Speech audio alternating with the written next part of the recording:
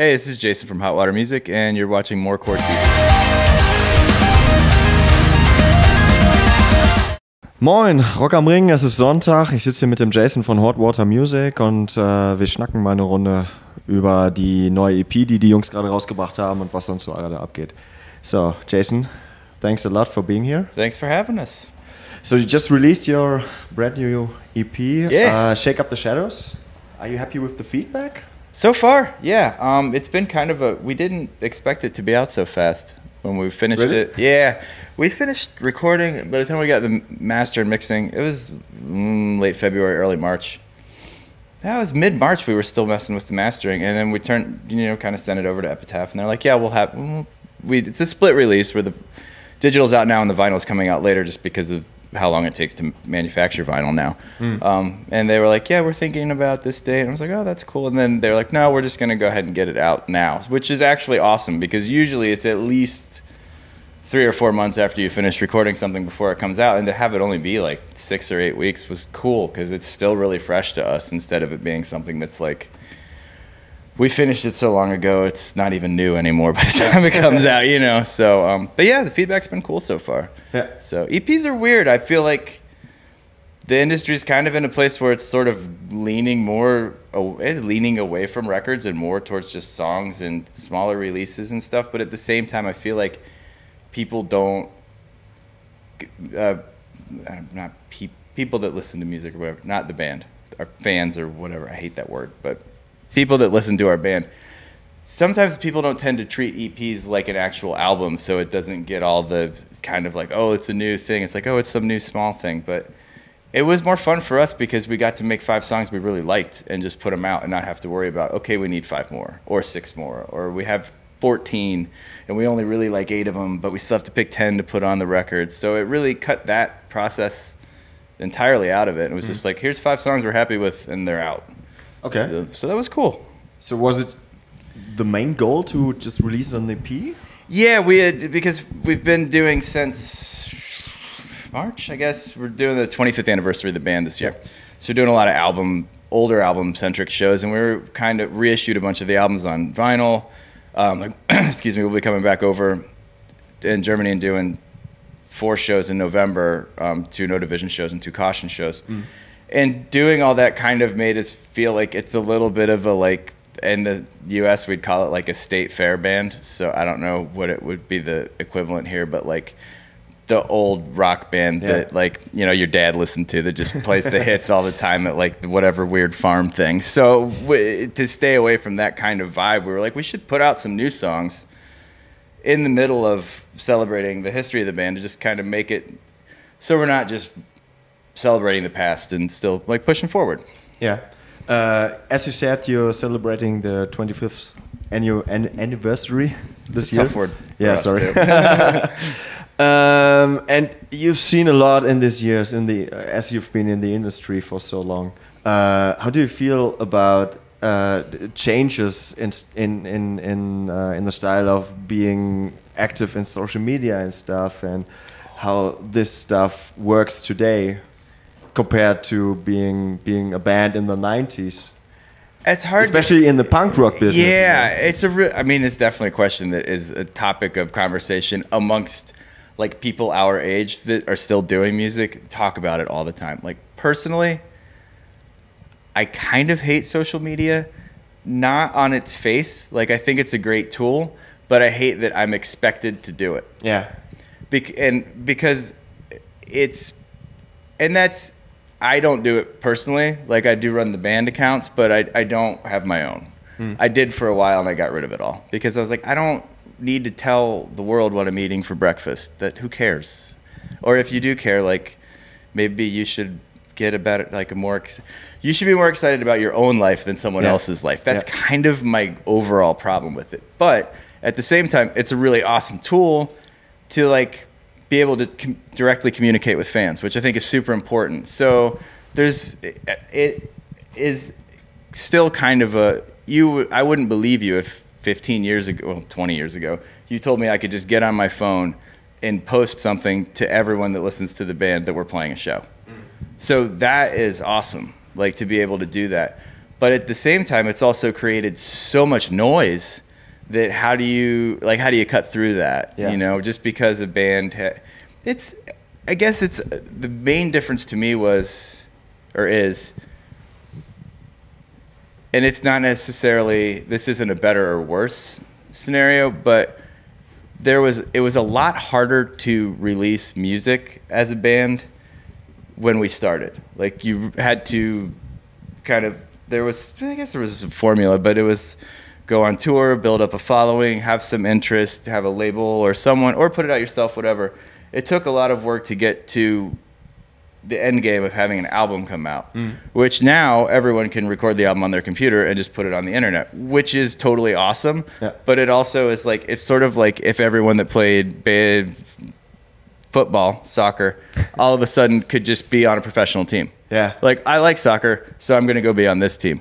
And there might be a lot of really bad teams, but everyone's now playing soccer. So on that level, it's kind of blurred the line between all that stuff, which is super cool and super weird at the same time. And then also with the social media, it's like, this is one thing personally that I don't like about it. It's like, I feel like my job as a musician is to write the music and to play the shows. And now I have to tell people all day long, okay, I'm playing the show. Oh, I have to remind them I'm playing the show. It's like, that's the promoter's job. Yeah. So now the promoters are kicking work back on us, and they're still getting paid the same. So it's kind of this weird thing where more and more falls on the artist.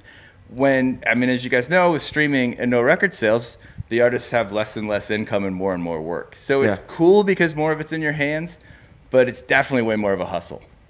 Do you also follow what's happening right now? Because there are a lot of kids like releasing their stuff themselves without any labels, like going on SoundCloud or whatever, and just put it out and then being millionaires within a year.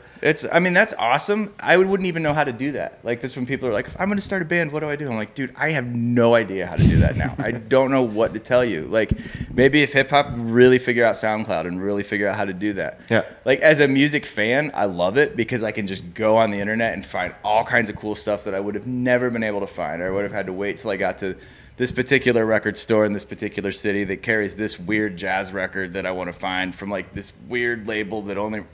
Now I can just...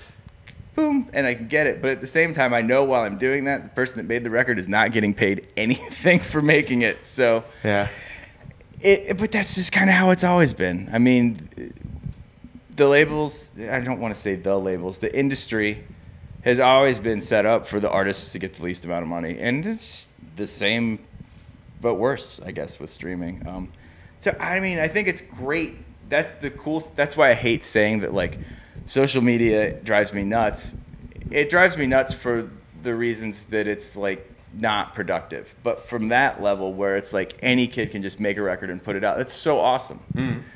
It makes it harder though for everyone because there's just more, which isn't a bad thing. It's just that's a big difference from now until 20 years ago. Yeah.